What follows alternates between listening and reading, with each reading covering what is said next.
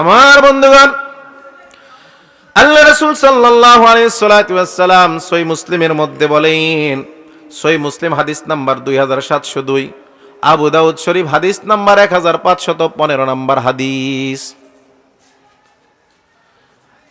আনিল আগর ইবনে ইয়াসার আল-মুজনি রাদিয়াল্লাহু তাআলা আনহু قال قال رسول الله صلى الله عليه وسلم, হযরত আগর আল-মুজনি রাদিয়াল্লাহু তাআলা আনহু বলেন, আল্লাহ রাসূল সাল্লাল্লাহু আলাইহি ওয়াসাল্লাম ইরশাদ করেন, আল্লাহ রাসূল নিজে বলতেছেন, ইয়া আইয়ুহান নাস, হে মানুষ। কে বলছেন কথা? আল্লাহ রাসূল সাল্লাল্লাহু আলাইহি ওয়াসাল্লাম, ইয়া আইয়ুহান নাস, হে মানুষ, তুবু ইলাল্লাহ, তোমরা আল্লাহ রাব্বুল আলামিনের কাছে তাওবা করো। কে বলছেন? আল্লাহ রাসূল সাল্লাল্লাহু আলাইহি ওয়াসাল্লাম, তোমরা আল্লাহ রাব্বুল আলামিনের কাছে তাওবা করো।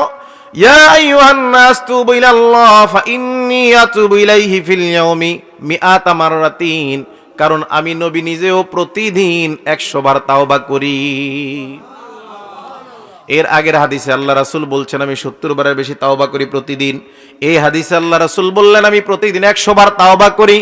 আমার আর আপনার যেই গুনাহ, সেই বুঝ হওয়ার পর থেকে আজ পর্যন্ত 20 বছর, 30 বছর, 50 বছর, 60 বছর, যে যত বছর গুনাহ করতেছি, চিন্তা করে দেখেন, প্রকাশ্য গুনাহ, গোপনীয় গুনাহ, আমার গুনাহ আমি জানি, আল্লাহ জানে, দুনিয়ার এমন কোন মানুষ আছে যে জানেও না। আমার অপরাধ আমি জানি।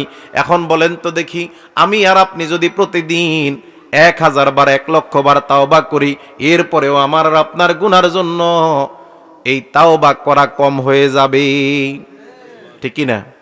রাসূল নিষ্পাপ, তিনি যদি 100 বার করেন প্রতিদিন, আমার আর আপনার প্রতিদিন কতটি করা দরকার?